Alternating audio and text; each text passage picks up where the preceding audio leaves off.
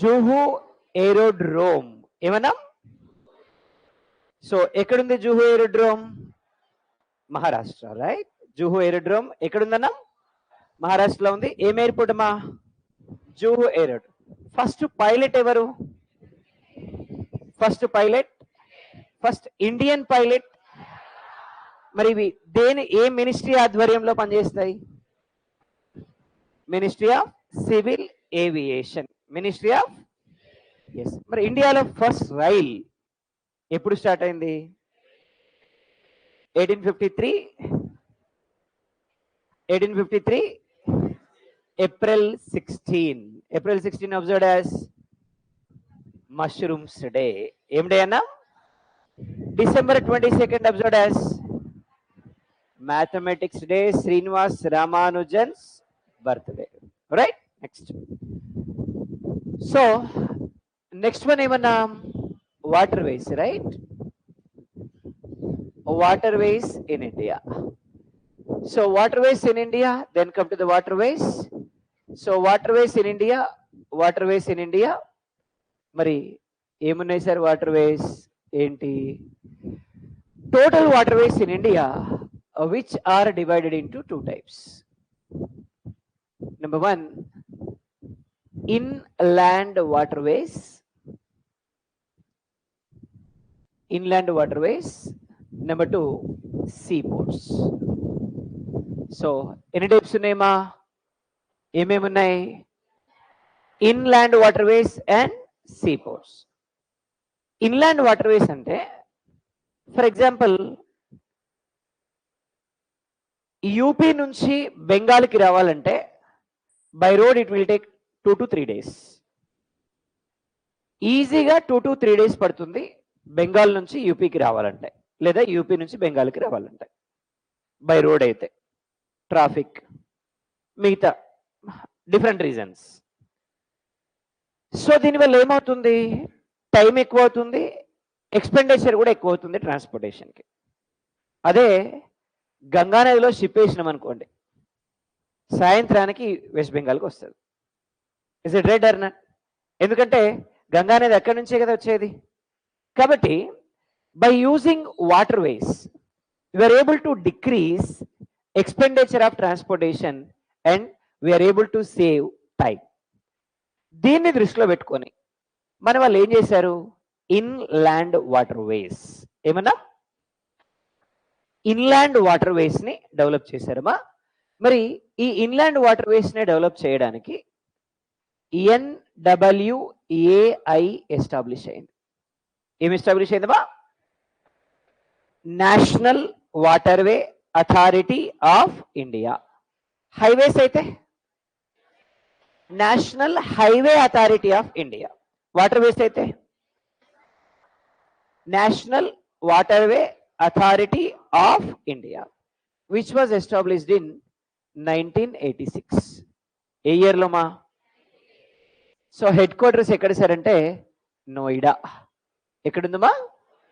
దేని headquarters? NWAI. NWAI యొక్క headquarters ఎక్కడన్నాం? ఎక్కడన్నాం? నోయిడాలో ఉంది. దేని హెడ్ క్వార్టర్స్ అమ్మా? NWAI, national waterway authority of India headquarters is in ఎక్కడమ్మా? గట్టిగా ఎక్కడన్నా? సో నోయిడాలో ఉంది, ఉత్తరప్రదేశ్లో ఉంది హెడ్ క్వార్టర్స్ ఆఫ్ NWAI. వీళ్ళు ఏం చేస్తున్నారు? డిఫరెంట్ వాటర్ వేస్ ని డెవలప్ చేస్తున్నారు. Part of that first waterway in India 1986 లో అనౌన్స్ చేశారమ్మా. This is called NW1. ఏమన్నా? గట్టిగా NW1. NW1 అంటే national waterway authority of India. వాళ్ళు డెవలప్ చేసినటువంటి ఫస్ట్ వాటర్వే NW1. ఏ ఇయర్లో? గట్టిగా ఏ ఇయర్లో? సో ఏ రివర్ మీద అనౌన్స్ చేశారంటే గంగా రివర్ మీద అనౌన్స్ చేశారమ్మా. ఏ రివర్ మీద? ఏ రివర్ మీద ఏం అనౌన్స్ చేశారు? National waterway authority of India. So which was announced on which river? ఏ ఇయర్లో మా? రైట్. సో ఇది ఎక్కడి నుంచి ఎక్కడి వరకు అనౌన్స్ చేశారంటే అలహాబాద్. ఎక్కడి నుంచమా? So today Allahabad is known as Prayagraj. ఏమంటున్నాం? సో ప్రయాగ్రాజ్ నుంచి అనౌన్స్ చేశారు. మరి ఎక్కడి వరకు అనౌన్స్ చేశారు? ప్రయాగ్రాజ్ నుంచి హుగ్లీ స్ట్రెచ్ వరకు అనౌన్స్ చేశారు. ఎక్కడి వరకు అనౌన్స్ చేశారు? హుగ్లీ స్ట్రెచ్ అంటే ఇప్పుడు బెంగాల్లో గంగా రివర్ 2 స్ట్రీమ్స్ గా విడిపోతుంది అన్నాం కదా. సో ఇటువైపు పోయేదాన్ని ఏమన్నాం? కోల్కతా సైడ్ హుగ్లీ. అదే బెంగాల్ సైడ్ పోయేదాన్ని ఏమన్నాం? పద్మ అన్నాం, రైట్? హుగ్లీ స్ట్రెచ్ అంటే సపరేట్ అయ్యి వెళ్ళిపోయేదాన్ని ఏమంటామంటే హుగ్లీ స్ట్రెచ్. సో ఇక్కడ నుంచి ఇక్కడ వరకు అనౌన్స్ చేశారు. సో నియర్లీ 1620 kilometers అనౌన్స్ చేశారు. So this is the longest water way in India. So what is the longest water way in India? NW1. NW ఏ ఇయర్ లో అనౌన్స్ చేశారు? ఏం రివర్ మీద? ఎక్కడి నుంచి ఎక్కడి వరకమ్మా? అలహాబాద్ నుంచి ప్రయాగ్రాజ్ కాదు, అలహాబాద్ ప్రయాగ్రాజ్ ఒకటే, రైట్. సరే మీకోసం ఇల్లు పెడతాను. అయితే అలహాబాద్ నుంచి ఎక్కడి వరకమ్మా? హుగ్లీ స్ట్రెచ్ వరకు అనౌన్స్ చేశారు. ఎన్ని కిలోమీటర్లు? కెపాసిటీ ఎంత అంటే 4 million cargo capacity, 4 million tons of cargo capacity it has. ఏది? NW1. NW ఎక్కడి నుంచి ఎక్కడి వరకు? అలహాబాద్ నుంచి ఏ ఇయర్ లో అనౌన్స్ చేశారమ్మా? ఏ ఇయర్ లో? Yes. Next NW2. So NW2 which was announced in 1988. ఏ ఇయర్ లో అనౌన్స్ చేశారు? ఏం అనౌన్స్ చేశారు? NW2. ఏం అనౌన్స్ చేశారమ్మా?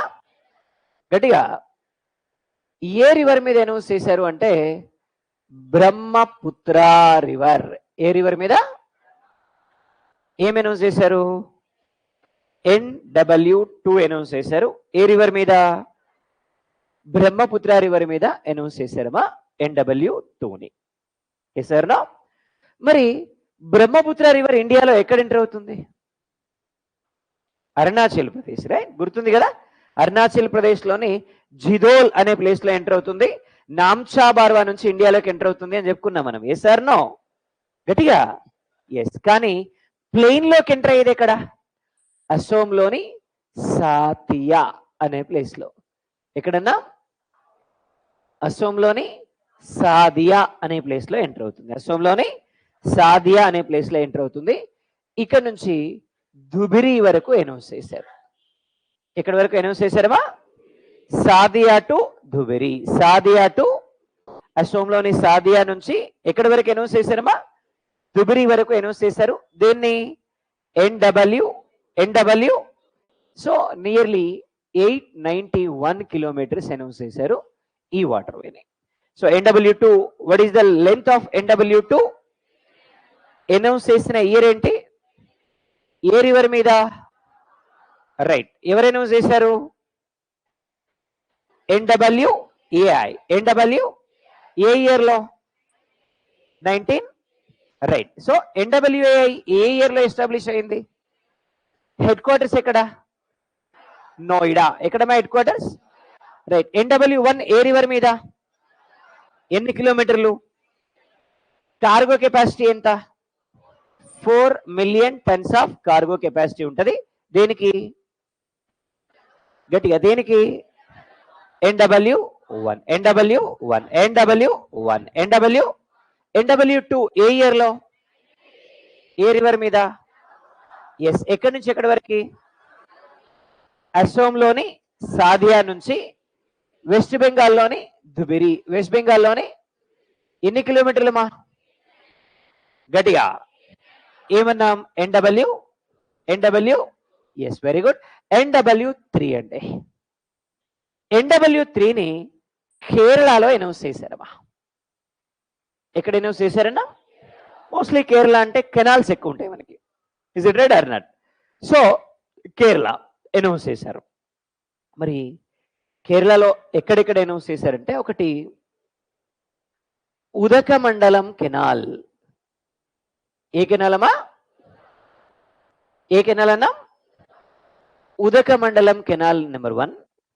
Number 2 Champakara canal. ఏ కెనాల్ అమ్మా? Number 3 Kollam to Kottayam canal. ఏం కెనాల్ అమ్మా? Kollam to Kottayam. So how many canals announced in which state? ఎక్కడి నుంచి ఎక్కడి వరకు?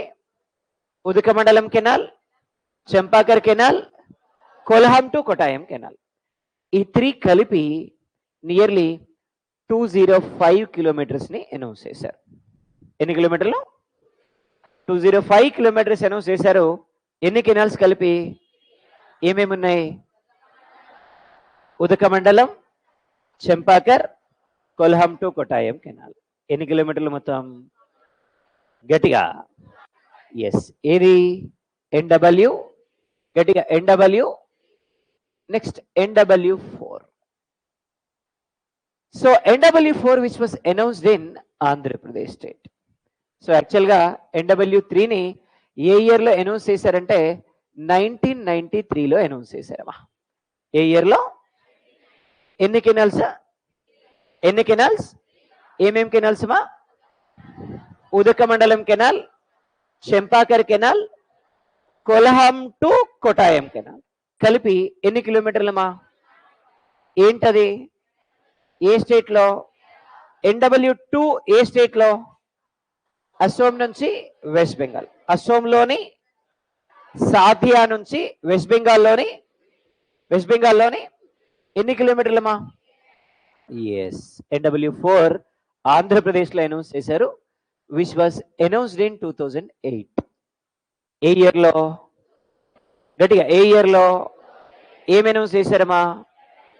NW4 announced in which year? ఒకటి భద్రాచలం నుండి, ఇక్కడ నుంచి భద్రాచలం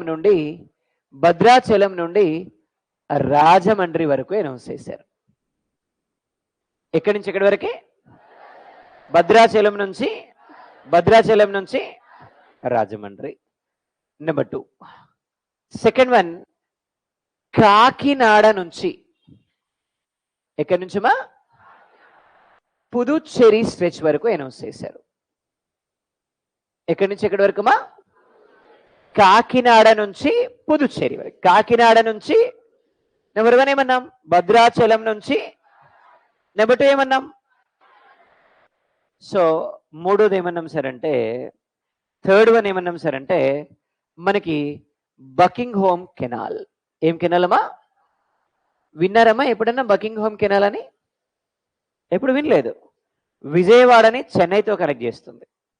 విజయవాడని చెన్నైతో కనెక్ట్ చేసేటువంటి కెనాల్ ఏంటంటే బకింగ్ హోమ్ కెనాల్. గట్టిగా ఎప్పుడన్నా మీరు బకింగ్ హోమ్ ప్యాలెస్ విన్నారా?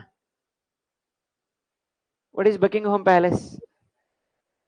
Bucking home palace of queen Elizabeth. British రాణి నివాసం ఉండేటువంటి ప్రాంతం పేరు ఏమన్నాం? గట్టిగా బకింగ్ హోమ్ ప్యాలెస్. అదే కెనాల్ పేరేంటి? Buckingham canal. ఏం కెనాల్? ఏ రెండింటిని కనెక్ట్ చేస్తుందమ్మా? విజయవాడని చెన్నై తోటి కనెక్ట్ చేస్తుంది. ఏ canal? So nearly 1095 kilometres announce చేశారమ్మా. So maybe this is the second largest వాటర్ వేగా చెప్పొచ్చు మనం, రైట్? ఎందుకంటే 1620 కిలోమీటర్స్ ఫస్ట్ వన్. ఏది? NW1 ఏ రివర్? గంగా రివర్. NW2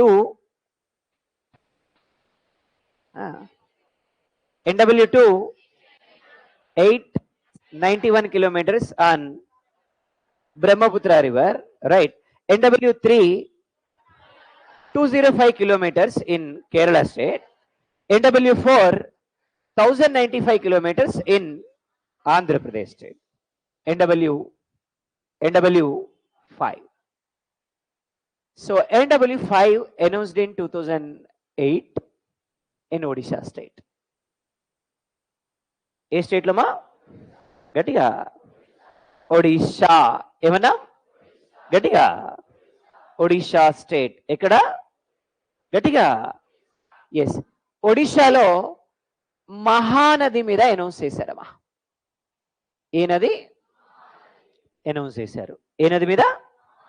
గట్టిగా. ఎక్కడి నుంచి ఎక్కడి వరకు? తాల్చేర్ నుంచి ధామ్రా వరకు అనౌన్స్ చేశారు. ఎక్కడి నుంచి ఎక్కడి వరకు మా? తాల్చేరు నుండి ధామ్రా. తాల్చేరు నుండి ఏమి అనౌన్స్ చేశారమ్మా? ఎన్డబ్ల్యూ. సో నియర్లీ ఇది NW5 ఎంత అనౌన్స్ చేశారంటే, సో NW5 ని ఎంత అనౌన్స్ చేశారంటే 623 కిలోమీటర్స్ అనౌన్స్ చేశారమ్మా. How many kilometres? So finally NW6 ఏమన్నా గట్టిగా. NW6 ని నార్త్ ఈస్ట్ స్టేట్స్ లో అనౌన్స్ చేశారు. 2016 లో అనౌన్స్ చేశారు. ఏ ఇయర్ లో? రివర్ బరాక్. ఏం రివర్ అన్నా? బరాక్ రివర్ మీద అనౌన్స్. గట్టిగా. ఏం రివర్ అమ్మా? బరాక్. గట్టిగా. బరాక్. సో ఇది లఖీపూర్ నుండి, ఎక్కడి నుంచమ్మా? లఖీపూర్ నుంచి భంగా వరకు అనౌన్స్ చేశారు. ఎక్కడి నుంచి ఎక్కడి వరకు అన్నా? లఖీపూర్ నుంచి భంగా 121 కిలోమీటర్స్ అనౌన్స్ చేశారు మనకి NW6. ఇవి ఎట్ ప్రెసెంట్ మనకి operated water ways. Operated water ways అంటే పనిచేస్తున్నాం అనమాట. ఇంకా ఉన్నాయి water ways, but those are not recognised water ways. But operated water ways at present in India is the 6 water ways. Very important. Next time మీరు క్లాస్కి వస్తే నేను ఇంకొక 10 ఎక్స్ట్రా చెప్తా, 16 చెప్తా. ఎందుకంటే అవి ఇంకా ప్రపోజల్లో ఉన్నాయి. సో ఆల్రెడీ పార్లమెంట్ నుంచి యాక్సెప్టెన్స్ వచ్చింది, కానీ అఫీషియల్గా ఇంకా అనౌన్స్ చేయలేదు. అర్థమైందమ్మా? సో కాబట్టి very important these water ways. ఒకసారి మళ్ళీ చూద్దాం ఏమేమి ఉన్నాయమ్మా? NW1, NW2, NW3, గట్టిగా NW4, NW5, NW. Yes. NW1 ఏ year? 19. NW2 super. NW3 19. Next 2000. Next very good. Next 2000. Very good. Okay. So NW1 ఏ స్టేట్ లో? సరే, రివర్ ఏంటి? Very good. ఏ రివర్ అమ్మా? ఎస్. NW2 బ్రహ్మపుత్ర. ఏ రివర్? ఓకే. NW3 canals. ఏమన్నా? NW4 గోదావరి. ఏ రివర్ అమ్మా? నెక్స్ట్ మహానది. ఏం నది? నెక్స్ట్ బరాక్. ఏ రివర్ అమ్మా? ఏ రివర్ అన్నా? ఎస్. కిలోమీటర్స్ 1620, 891, 205, గట్టిగా 1095, 623, 121. ఓకేనా? రైట్. సో ఎక్కడి నుంచి ఎక్కడి వరకు?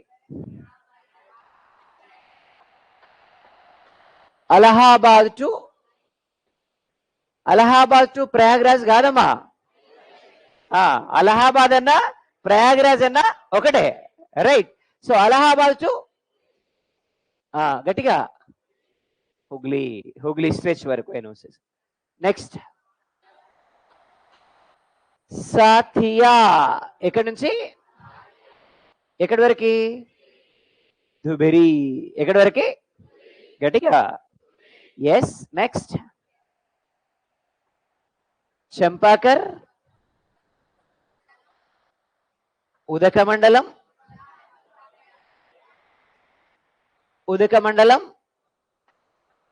కొల్హాం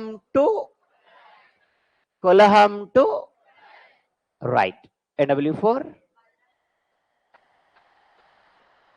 భద్రాచలం టు రాజమండ్రి, కాకినాడ టు పుదుచ్చేరి. ఏం canal? Buckingham canal. Yes. Right. Next Talcher to Dhamra. Talcher to గట్టిగా Talcher to Dhamra. Talcher to next Lakhipur to Bhanga. Lakhipur to Bhanga. ఇంతే కదా మనం చెప్పింది. రైట్. సో ఎన్ని వాటర్ వేస్ అనౌన్స్ చేశాం గట్టిగా?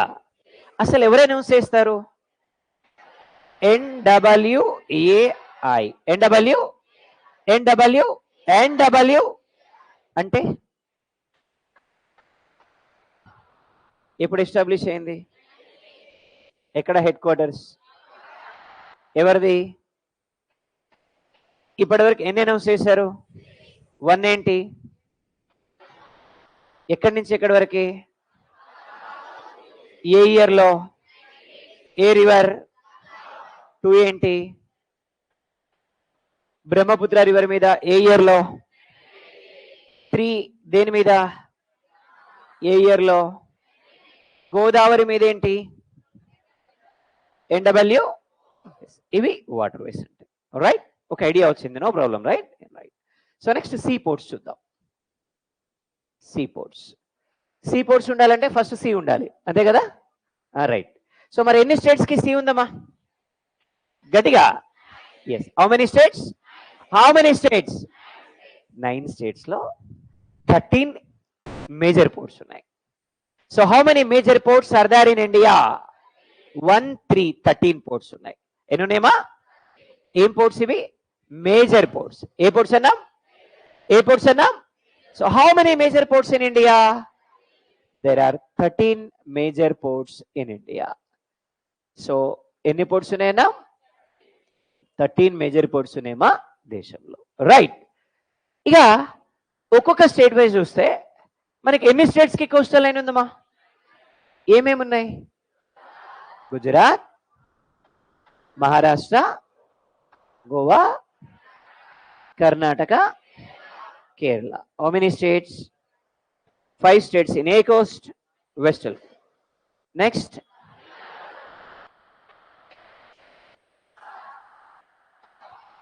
How many states? ఏ కోస్ట్. మొత్తం పోర్ట్స్ ఎన్ని గట్టిగా? గుజరాత్ లో కాండ్లా అనే పోర్ట్ ఉందమ్మా. So what is the name of the port? Kandla. ఏ పోర్ట్ అన్నా గట్టిగా? It was established in 1955. ఏ ఇయర్ లో? So this is the first port in India after independence. Try to understand my words. నేను ఏమంటున్నా? This is the first port in India after independence. I am not saying this is the first port. I am saying that this is the first port in India after independence. ఇండియాలో first దని నేను చెప్పట్లే, నేనేమంటున్నా independence తర్వాత అయితే ఫస్ట్ది. ఏది గట్టిగా? పేరు మార్చారండి, పండిట్ దీన్ దయాల్ పోర్ట్. ఏ పోర్ట్ అన్నా? పండిట్ దీన్ దయాల్ పోర్ట్. ఏ పోర్ట్ అన్నా? ఎక్కడుందమ్మా? ఏ పోర్ట్ అమ్మా? పండిట్ దీన్ దయాల్ పోర్ట్. పండిట్. అయితే ఇండియాలోనే ఫస్ట్ సెజ్ ని, ఇండియాలోనే ఫస్ట్ ఈపీజెడ్ ని, both are started from this port only. SEZ గాని ఈపీజెడ్ గాని. What is mean by SEZ? Very good. ఏమన్నా గట్టిగా? Special economic zone. Special economic zone. గట్టిగా? Special economic zone. గట్టిగా? Special economic zone. Special economic zone. First country in the world, the concept of special economic zone started in 1985 by China. A country గట్టిగా? ఇండియాలో సెజిల్ ని 2000 లో start చేశారు. when Atal Bihari Vajpayee was the prime minister, he announced the concept of SEZ. సెజ్లకు సంబంధించిన చట్టం act వచ్చింది 2005 లో. ఏ ఇయర్లో వచ్చింది? ఈరోజు దేశంలోనే హైయెస్ట్ సెజులు ఉన్న స్టేట్ ఏదంటే గుజరాత్. ఏ స్టేట్ అమ్మా? గట్టిగా. Gujarat has highest number of SEZ in India. అసలు ఏం సార్ ఈ సెజ్ అంటే? Then why China introduced this concept? మీకు తెలుసో లేదో 1980లో చైనాలో పావర్టీ 66.4%. 100లో 66 మంది పేదోళ్ళే. మీరు నమ్ముతారో లేదో 1980లో ఆకలితోటి 1.5 crores of people died in China. 80 నాటికి ఆకలితోటి 1.5 కోటి మంది చనిపోయారు. ఆకలితోటి. అంటే ఎంత దీనమైన దేశం, ఎంత దౌర్భాగ్యమైన దేశం, ఎంత దిక్కుమాల దేశం, దీన్ని బట్టి మనకు అర్థమవుతుంది. ఏది కానీ today in China poverty 0.04%. Everybody in China has employment. The ultimate goal of China providing employment were completed their 15 years. 15 సంవత్సరాలు నిండిన ప్రతి ఒక్కడికి ఎంప్లాయ్మెంట్ ఇచ్చేటువంటి బాధ్యత ఎవరిది అంటే చైనా వాడిది. ఈరోజు పుట్టిన ప్రతి మనిషికి ఉద్యోగం ఇవ్వాలి అనేది చైనా వాళ్ళ లక్ష్యం. మరి 80 నుంచి 2022 నాటికి in the span of 40 years how China developed? What is the ultimate reason for development of China? What is the reason to beat America and Russia in economy? ఏంటి అంటే ఈ సెజ్. అర్థమైందమ్మా? అసలు సెజ్ అంటే ఏంటి? చైనా వాడు ఎట్లా develop అయింది ఈ స్పాన్ ఆఫ్ పీరియడ్లో? అదేదో మన ఇండియా చేయకూడదా? మనం చేస్తే కూడా మనం వాళ్ళకంటే ఎక్కువ డెవలప్ అవుతాం కదా. మరి ఇండియా ఎందుకు చేయట్లేదు? మన దగ్గరికి ఎందుకు రావట్లేదు ఇన్వెస్టర్స్ అంతా? ఇదంతా ఒకసారి నేను చెప్తా వినండి. ఎందుకంటే as a Indian you must know, చాలా మంది మన దేశాన్ని కించపరుస్తూ ఉంటారు. అప్పుడప్పుడు మన దేశాన్ని అవమానంగా మాట్లాడుతూ ఉంటారు. మనకంటే ఎక్కువ పాపులేషన్ ఉన్నటువంటి చైనా 40 ఏళ్లలో ఇంత డెవలప్ అయింది, ఇన్ని ట్రిలియన్ ఎకానమీ ఉంది, మన ఎకానమీ ఎందుకు అంత కావట్లేదు అని చెప్పి చదువుకున్న సన్యాసులే చాలా మంది చెప్తా ఉంటారు. ట్విట్టర్లో చెప్పేటోళ్ళు ఉంటారు, బయట మీటింగ్లలో దంచేటోళ్ళు ఉంటారు. మీకు తెలుసు కదా, ఇక మైక్ ముందరికి వచ్చిందంటే దంచుడే. ఇక దాంట్లో ఫ్యాక్ట్స్ ఏంటి, ఫ్యాక్ట్స్ కాందేంటి, ఆయన రెస్పాన్సిబిలిటీ ఏంటి, మరి ఆయన ఏం చేసిండు ఇది రాష్ట్రానికి, అవన్నీ కూడా తెలియాలి కదా. ఇస్ ఇట్ రైట్ అన్నట్టు? ఇక మీకు అర్థమైంది ఎవరో? Yes or no? అలా కొడుకు ఆయన కాదు. అర్థమైందా? చదువుకున్న సన్నాసులు చాలా మంది ఉన్నారు రాష్ట్రాలల్లో. నాట్ ఓన్లీ దిస్ స్టేట్, చాలా రాష్ట్రాలలో ఉన్నారు. చెప్తే ఇండ్రిగా ఏం జరిగింది, అసలు ఏంది కాన్సెప్ట్, అసలు ఏంటి చూద్దాం ఒకసారి. చైనా వినండి అమ్మా, చైనా 1980లో అనౌన్స్ చేశారు. ఏ కాన్సెప్ట్ని? గట్టిగా ఎస్. ఫస్ట్ ఏం చేశారంటే సక్సెస్ అవుతామా లేదా అని చెప్పి ఒక బ్యాక్వర్డ్ రీజియన్లో, ఎలాంటి బ్యాక్వర్డ్ రీజియన్ అంటే చుట్టూ మురికివాడలలో తిరిగే పందులు, నెక్స్ట్ గోషులు కట్టుకున్న ప్రజలు. అర్థమైందా? ఈ తప్ప ఏం లేవు ఆ ఏరియాలో. అంటే కంప్లీట్గా చెప్పాలి అంటే కంప్లీట్ డ్రాట్ ప్రోన్ ఏరియా. అసలు ప్రపంచంలో కరువు అనేది ఇట్లుంటారా అని చెప్పుకునే ఏరియా అనమాట అది. అట్లాంటి ఏరియాలో సెజ్ అనే కాన్సెప్ట్ అనౌన్స్ చేశారు. ఏంటి సార్ సెజ్ అనే కాన్సెప్ట్ ఉద్దేశం అంటే, all my dear investors in the world wide, మీరు ఇన్వెస్ట్ చేయడానికి మేము ల్యాండ్ ఇస్తాం, భూమి మేమే ఇస్తాం. అంటే మీరు ల్యాండ్ పర్చేస్ చేయడానికి సింగిల్ రూపాయి కూడా మీకు ఖర్చు కాదు. అర్థమైంది కదా? దీనికి కావలసిన ఇన్ఫ్రాస్ట్రక్చర్ అంతా మేమే ఇస్తాం. కరెంట్ ఇస్తాం, రోడ్లు వేపిస్తాం, తర్వాత ఇక్కడ ప్రొడ్యూస్ చేసినటువంటి గూడ్స్ని ఎక్స్పోర్ట్ చేయడానికి మేము సపోర్ట్ చేస్తాం. మ్యాన్ పవర్ ఇస్తాం. This man power is compare to other countries cheap man power. బయట దేశాల్లో మీరు రోజుకి 100 రూపాయలకు పనిచేస్తే మా వాళ్ళు రోజుకి 50 రూపాయలకే పనిచేస్తారు. అర్థమైందమ్మా? నెక్స్ట్ ఇక్కడ ప్రొడ్యూస్ చేసినటువంటి గూడ్స్ కి ట్యాక్స్ ఎగ్జెంప్షన్ ఇస్తాం. ట్యాక్స్ ఎగ్జెంప్షన్ ఇస్తాం అంటే వేరే దేశాల్లో ఒక గూడ్ మీద 10 రూపాయల ట్యాక్స్ ఉంటే మాకు రూపాయి కట్టండి, మాకు రూపాయి కట్టండి అని చెప్పిండ్రు. ఇప్పుడు ఎవరైనా ఒక ప్రైవేట్ ఇన్వెస్టర్స్కి ఏం కావాలి? తక్కువ కాస్ట్కి గూడ్ ప్రొడ్యూస్ అవుతుందా లేదా కావాలి. ఏ దేశం అయితే మనకేంది? Is it right or not? మనకి తక్కువ కాస్ట్కి గూడ్ ప్రొడ్యూస్ అవుతుందా లేదా కావాలి. దీంతో చాలా కంపెనీస్ ఈ ప్లేస్కి వచ్చాయి. In the span of 5 to 6 years this has become top most industrial area in China. అంటే ఒక డ్రాట్ ప్రోన్ ఏరియా, ఒక దిక్కుమాలిన ప్రాంతం 5-6 ఏళ్లలో చైనాలో టాప్ అయింది. ఇది నచ్చింది చైనా వాళ్ళకి, ఇది నచ్చింది చైనా వాళ్ళకి. ఇదే కాన్సెప్ట్ని చైనా అంతా స్ప్రెడ్ చేశారు. They are succeeded. ఎంత సక్సీడ్ అయ్యారు అంటే ఈరోజు 66.4% ఉన్న పవర్టీని 0.04%కి తగ్గించగలిగారు. Every person in China who are completed their 15 years having employment, every person in China who are born in China, they are graduates or they are educated. Graduates అని చెప్పొద్దు కానీ ఎడ్యుకేటెడ్. అర్థమైందమ్మా? వాడి అల్టిమేట్ గోల్ ఏంటి? నేను degree చేయాలి, PG చేయాలి కాదు, నేను సంపాదించాలి. అర్థమైందమ్మా? ఈరోజు మన ఇండియాలో అల్టిమేట్ గోల్ ఏంటి? మనం ఎంత చదవాలి. చదవడం అనేది మన కాన్సెప్ట్, సంపాదించడం secondary. Is it true or not? మన దేశంలో we are entering into employment at the age of 30 years on average. ఎందుకంటే 15 yearsకి మనకి 10th అయిపోతుంది. తర్వాత ఇంటర్మీడియట్ 2 years చేయాలి, అప్పటికి 17 or 18. 18లో ఎంసెట్ లాంగ్ టర్మ్ కోచింగ్కి వెళ్ళాలి. Is it right or not? So long term coaching వెళ్ళడానికి 19.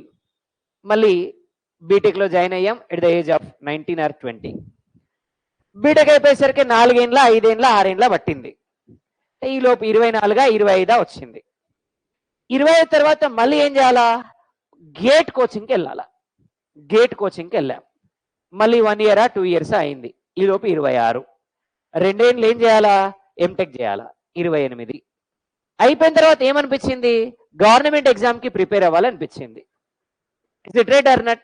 మళ్ళీ ఒక 2 years 3 years గవర్నమెంట్ ఎగ్జామ్కి ప్రిపేర్ అయ్యాం. ఇదంతా వర్కౌట్ అవ్వదు అని అర్థమైంది. 30 అప్పటికి. ఇప్పుడు ఏం చేయాలా? అమీర్పేట వెళ్ళాలి, ఏదో ఒక కోర్స్ నేర్చుకోవాలి, సాఫ్ట్వేర్లో దూరాలి. Is it right or not? అమెరికాలో బాగుంటే మన సాఫ్ట్వేర్ బాగుంటుంది. అమెరికాలో ఏమైనా ఇన్ఫ్లేషన్ డిఫ్లేషన్ రిసెషన్ వచ్చింది అంటే మన ఉద్యోగాలు ఊడిపోయినాయి. Is it right or not? ఈలో పిల్లయింది, పిల్లలైతే కన్నాము, అయిపోయింది. ఉద్యోగం వచ్చింది కాబట్టి పెళ్ళయింది, తర్వాత పిల్లలు వచ్చారు, తర్వాత ఏంటి అనేది మనకి సెకండరీ ఆప్షన్, క్వశ్చన్ మార్క్. ఉద్యోగం ఉంటుందా పోతుందా, అమెరికా పరిస్థితి ఏంది, మన పరిస్థితి ఏంది, దీని మీద ఈరోజు బేస్ అయి ఉన్నాం. ఈరోజు మన ఐటీ సెక్టర్ ఏం సార్ అంటే అమెరికాకు జలుబు చేస్తే ఇండియాకు జ్వరం వస్తుంది. I right or not? ఈరోజు నిర్దాక్షిణంగా కొన్ని lakhs of people IT sector నుంచి తీసేసిరా లేదా? స్టిల్ తీసేస్తున్నారు. Is it right or not? Because America is in recession. అర్థమైందమ్మా? కాబట్టి this is what the situation happening in India. Nobody thinking about employment. Nobody thinking about employment in India. Everybody thinking about education. మనం ఏమంటున్నామంటే పేరు పక్కన BTech ఉండాలి, MTech ఉండాలి, MA ఉండాలి, PG ఉండాలి, PhD ఉండాలి ఆలోచిస్తున్నాం తప్ప మన అకౌంట్లో ఎంత శాలరీ పడాలి అనేది ఆలోచించట్లేదు మనం. Is it right or not? So due to that per capital income is very less in India. అర్థమైందమ్మా? ఇదే మోడల్ని నరేంద్ర మోడీ ఇంట్రడ్యూస్ చేశారు గుజరాత్లో 2000లో. మీ అందరికీ తెలుసో లేదో భుజ్ అనే ప్రాంతం ఉంది. భుజ్ గుజరాత్లో భుజ్ అనేటువంటి ఒక ప్రాంతం ఉంది. భుజ్ అనేటువంటి ప్రాంతంలో డిజాస్టర్ వచ్చింది, అర్త్క్వేక్ వచ్చింది. అర్త్క్వేక్ వచ్చి ఈ భుజ్ అనే ప్రాంతం మొత్తం కూడా ఎట్లయిపోయింది అంటే చూడ్డానికి కూడా భయంకరంగా అయిపోయింది. అంటే భూకంపం వచ్చినప్పుడు ల్యాండ్ కూడా ఎట్లయితుంది అట్లయిపోయింది. ఎటు చూసినా శవాలు కలేబరాలు తప్ప ఏం లేవు. అట్లాంటి ప్రాంతాన్ని Narendra Modi 4 times chief minister గా ఉన్నప్పుడు గుజరాత్ లోనే కాదు ఇండియాలోనే టాప్ మోస్ట్ ఇండస్ట్రియల్ ఏరియాగా మార్చాడు. Still 24 hours power supply provided by the state of Gujarat. మీరు నమ్ముతారో లేదో, ఇక్కడ ఒక రూపీ కూడా ఇండస్ట్రీస్ కి ఛార్జ్ అవ్వదు పవర్ బిల్ కి, because entire power is provided by solar. ఏం చేశారంటే, నువ్వు ఇల్లు కట్టుకుంటున్నావా, ఇల్లు పర్మిషన్ ఇవ్వాలి అంటే ఫస్ట్ నువ్వేం పెట్టుకోవాలి, సోలార్ పవర్ పెట్టుకోవాలి. ఇండస్ట్రీ పెడుతున్నావా, నువ్వు ఇండస్ట్రీ పెట్టాలంటే ఫస్ట్ ఏం చేయాలా, సోలార్ ప్లాంట్ పెట్టుకోవాలి. దానికి మేము సబ్సిడీ ఇస్తాం. ₹1,00,000 ఖర్చు అయితే 20,000 నువ్వు పెట్టుకో, 80,000 మేము ఇస్తాం. దీనివల్ల ఏమవుతుంది, ఎలక్ట్రిసిటీ బర్డెన్ తగ్గుతుంది. Is it right or not? ఇల్లు పెట్టుకున్న బర్డెన్ తగ్గింది, ఇండస్ట్రీ పెట్టుకున్న బర్డెన్ తగ్గింది. మరి మన కాడ ఒక టీవీ, ఒక ఫ్రిడ్జ్, ఒక వాషింగ్ మిషన్, ఒక 4 ట్యూబ్ లైట్లు ఉంటే మన దగ్గర current bill more than ₹1,000. Is it true or not? 24 గంటలు కరెంట్ ఇస్తామంటున్నారు. ఓకే, 24 గంటలు కరెంట్ బిల్లు ఎట్లా ఇవ్వాలా, బిల్లు లేకుండా. am I right or not? Is it right or not? Bill లేకుండా ఇవ్వండి, అప్పుడు model. Is it right or not? ఇప్పుడు రైతులకు ఇచ్చేటువంటి ఫ్రీ కరెంట్ బర్డెన్ ఎవరి మీద పడింది, మన మీద పడింది, హౌస్ హోల్డ్ సెక్టర్ మీద పడింది. Is it true or not? ఎందుకంటే వాళ్ళకి ఫ్రీ కరెంట్ ఇస్తున్న, ఫైన్, అగ్రికల్చర్ కావాలి, వీ కెన్ యాక్సెప్ట్ దాట్. కానీ ఈ రోజు దేశంలో ఉన్న వాళ్ళలో ఎక్కువ మంది ఎవరు ఉన్నారు, రాష్ట్రాలలో ఉన్న వాళ్ళు ఎక్కువ మంది ఎవరు ఉన్నారు, పూర్ పీపుల్ ఉన్నారు, మిడిల్ క్లాస్ ఉన్నారు. Is it right or not? మరి ఈ పూర్ పీపుల్, మిడిల్ క్లాస్ వీళ్ళు బేర్ చేయగలుగుతారా? మీకు తెలుసో లేదో, ఒకప్పుడు మన ఇంట్లో కరెంట్ బిల్లు ఉంటే, కరెంట్ బిల్లు ఇవన్నీ ఉన్నా కూడా బిలో 200-300 వచ్చేది. ఏపీలో కానీ తెలంగాణలో కానీ మీరు ఎప్పుడైనా కరెంట్ బిల్ కడితే మీకు అర్థమైంది. అంటే కరెంట్ బిల్ కట్టడం అంటే నానవాళ్ళు కట్టడం కాదు, అంటే మీ చేతితో మీరు బిల్ తీసుకెళ్ళి కడితే మీకు అర్థమయ్యేది. అర్థమైందా నేను చెప్తుంది? అంటే ఈరోజు బర్డెన్ పెరిగిందా లేదా? మనం ఏమంటున్నామంటే, ఫ్రీగా వచ్చే ఎసెన్షియల్స్ అన్నిటిని కూడా యూటిలైజ్ చేసుకోవాలి. పొద్దున్న లేస్తే సాయంత్రం వరకు సూర్యుడు ఉంటాడు, వృధాగా పోతుంది ఆయన శక్తి అంతా, వాడుకోవచ్చుగా మనమంతా. Is it right or not? ఈ రోజు ఇవే పాలసీస్ ని మనం ఇంప్లిమెంట్ చేస్తే మనం కూడా ఎంప్లాయ్మెంట్ ఇవ్వచ్చు కదా. ఈ రోజు మనం ఎందుకు చైనా కావట్లేదు, ఎందుకు కావట్లేదు? Is it right or not? ఈ రోజు మీ దగ్గర చదువుకున్న స్టూడెంట్స్ కి మీరు ఎంప్లాయ్మెంట్ ఇవ్వండి. ఒక నోటిఫికేషన్ 10 సార్లు క్యాన్సిల్ అయింది, ఇది కదా మీరు మాట్లాడే model. Is it right or not? Yes sir, no? మరి ఇంకేం పెడుతున్నాం మనం, ఎగ్జామినేషన్స్, ఇంకేం ఇస్తున్నాం మనం, ఎంప్లాయ్మెంట్. Yes sir, no? మనం ఏమంటున్నామంటే, హైయెస్ట్ యూత్ పవర్ ఉన్నటువంటి స్టేట్స్ ఇవి. ఏపీ కానీ, తెలంగాణ కానీ, మిగతా స్టేట్స్ కానీ హైయెస్ట్ యూత్ పవర్ ఉంది. చూడండి ఎంత జాతిరత్నాలు వీళ్ళంతా. Is it right or not? ఒక అవకాశం ఇస్తే రాష్ట్రాన్ని తలరాత మార్చేస్తారు వీళ్ళంతా. Is it true or not? మరి అట్లాంటి అద్భుతమైనటువంటి మ్యాన్ పవర్ మన దగ్గర పెట్టుకొని ఎందుకు వీళ్ళందరినీ ఖాళీగా ఉంచుతున్నాం మనం? వాట్ ఎవర్, మామయ్య కావచ్చు, తాతయ్య కావచ్చు, ఎవరైనా కావచ్చు. Is it true or not? అంటే మన ఇంటెన్షన్ ఏంది అంటే, entire political system in India is corrupted. Entire political system is corrupted. ఈ రోజు మన పొలిటికల్ సిస్టమ్కి వచ్చిన తర్వాత వాళ్ళు వాళ్ళ లైఫ్ లో ఎంత ఎర్న్ చేయాలని ఆలోచిస్తున్నారు తప్ప మన దేశాన్ని ఏ విధంగా డెవలప్ చేయాలని ఆలోచించే వాళ్ళు ఎవరూ లేరు. am I right or not? This is what the problem in India. మీలాంటి చదువుకున్న వాళ్ళంతానేమో క్లాస్ రూమ్ లో ఉంటున్నారు, ఏం రాని వాళ్ళంతానేమో చట్టాలు చేస్తున్నారు. ఇది కదా దేశం అంటే. అందుకే కదా మనం ఇంకా ఇట్లే ఉన్నాం. am I right or not? So అట్లా నేనేమంటున్నంటే, this is what the model of China. ఇప్పుడు ఇవేమీ లేకుండా మనం డెవలప్ అవ్వాలి అంటే నిద్రపోతే కల్లా వచ్చేదా ఇదేమన్నా? కాదు కదా. ఎంత ఉండాలి, ఇక్కడున్న ఎంప్లాయ్మెంట్, యూత్కి ఎంప్లాయ్మెంట్ ఇవ్వాలి, ఇండస్ట్రీస్ పెట్టడానికి బెనిఫిట్స్ ఇవ్వాలి. Is it right or not? ఈరోజు దేశంలో పరిస్థితి ఏంటంటే, కంపెనీ పెట్టడానికి ఎంత ఖర్చు అవుతుందో పర్మిషన్కి అంత ఖర్చు అవుతుంది. Yes or no? ఈరోజు ఎంటర్ప్రినర్స్కి అవకాశం ఇస్తున్నారు. ఎలాంటి ఎంటర్ప్రినర్స్కి అవకాశం ఇస్తున్నారు? వాళ్ళ పార్టీ వాళ్ళకి, లేదు వాళ్ళకి సంబంధించిన వాళ్ళకి ఇస్తున్నారు. Yes or no? గట్టిగా. ఇవాళ కొన్ని రాష్ట్రాలు ఏం చేస్తున్నాయి, దళిత్ ఎంటర్ప్రినర్స్కి మేము 10 లక్షలు ఇస్తున్నామని చెప్తున్నాయి. ఫైన్, మంచి కాన్సెప్ట్, చాలా గొప్ప concept, we can appreciate that concept. కానీ in real time that is not good. ఇవాళ మీరు ఏం చేస్తున్నారు, దళితుల్లో ఒక ఫ్యామిలీకి ఒక ట్రాక్టర్ ఇస్తున్నారు. మీరు ఊర్లో 2 ఎకరాల పొలం ఉన్నోడికి ట్రాక్టర్ ఉంది ఆల్రెడీ. ఊర్లో ఉన్న ట్రాక్టరే ఏం చేయాలో అర్థం కాక అట్లా మూల పెట్టుకొని వంచుకున్నారు. ఇప్పుడు వాడికి ట్రాక్టర్ ఇస్తే ఏం చేయాలా? అంతే కదా, ఈడు కూడా అట్లే పెట్టుకోవాలి కదా. ఇంతకుముందు కూలి పోయేటోడు, ఏదో ఒక పని చేసుకొని బతికేటోడు. ట్రాక్టర్ ఇచ్చాక ఏమైంది, పొద్దున్నే లేచి ట్రాక్టర్ చూసి తొట్ల గడ్డి చేసుకొని గడ్డి మీద బెడ్షీట్ వేసుకొని సపరేట్గా అనుకుంటున్నాడు. అవునా కదా? ఇస్తారనో? ఉన్నోడు కూడా పని పోయిందా లేదా? ఇంట్లో 4 అన్నదమ్ములు ఉంటే ఒక ట్రాక్టర్ వచ్చింది. ఇప్పుడు 4 అన్నదమ్ములు అనుకుంటున్నారు ట్రాక్టర్ నాదంటే నాదని. అవునా కదా?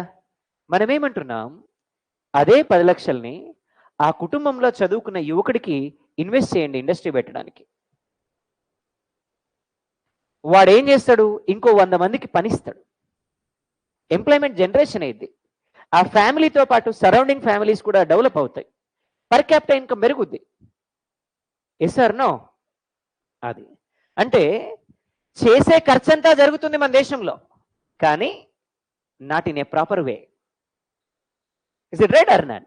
ఎక్స్పెండిచర్ అయితే జరుగుతూ ఉంది, కానీ not in a proper way. దానివల్ల మనం ఇంకా ఇట్లే ఉన్నాం, ఎప్పటికీ ఉంటాం. Yes or no? when the system of this political system changed, when India will develop. Otherwise మన తాత ఏం చెప్పాడో మనం అదే చెప్తున్నాం, రేపు మన తాత అయినాక కూడా అదే చెప్తారు, మనం తాత అయినాక కూడా వాళ్ళు అదే చెప్తారు. ఏమని? ఇండియా ఈజ్ ఏ, అంతే కదమ్మా? రైట్. నేను చెప్పింది ఏమన్నా తప్ప? అంటే మన ఇంటెన్షన్ ఏంటంటే, ఈరోజు మనం ఖర్చు చేస్తున్నాం కానీ ప్రాపర్ వేలో కాదు. ఈ బర్డెన్ అంతా ఎవరి మీద పడుతుంది? కొంతమంది మీదనే పడుతుంది. అర్థమైందా? రైట్. ఇది సెజ్ అంటే. అంటే సెజ్ అంటే ఏంటంటే, ఇండస్ట్రీస్ ని ఎస్టాబ్లిష్ చేయడానికి కావలసిన బెనిఫిట్స్ అన్ని గవర్నమెంటే ప్రొవైడ్ చేస్తుంది.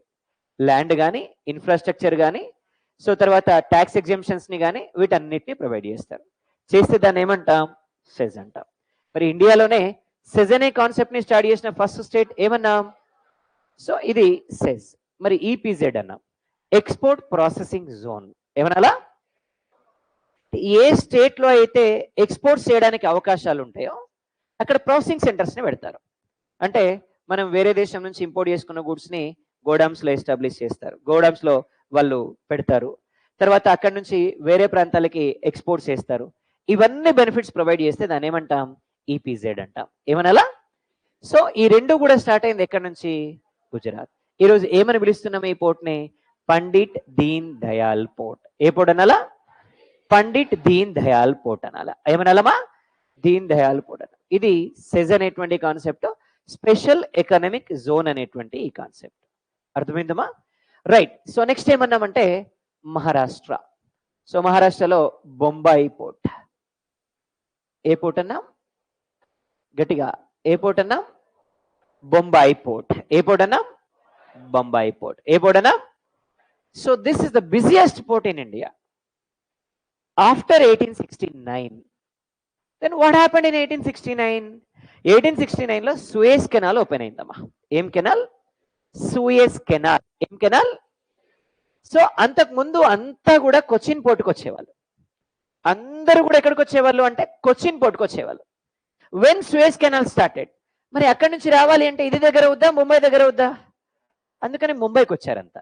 అర్థమైందమ్మా? So Mumbai port is the busiest port in India at present. ఎంత బిజియెస్ట్ పోర్ట్ అంటే, సో 24/7 365 days వర్క్ అవుతూనే ఉంటుంది ఇక్కడ. అట్లాంటి పోర్ట్ ఇది. ఏ పోర్ట్ అన్నాం? గట్టిగా. అయితే ఒక చిన్న క్వశ్చన్, మీకు నేషనల్ హైవేస్ తెలుసుగా? గట్టిగా తెలుసు కదమ్మా? రైట్. ఇప్పుడు ముంబై పోర్ట్ నుంచి పాస్ అయ్యేటువంటి నేషనల్ హైవే ఏది?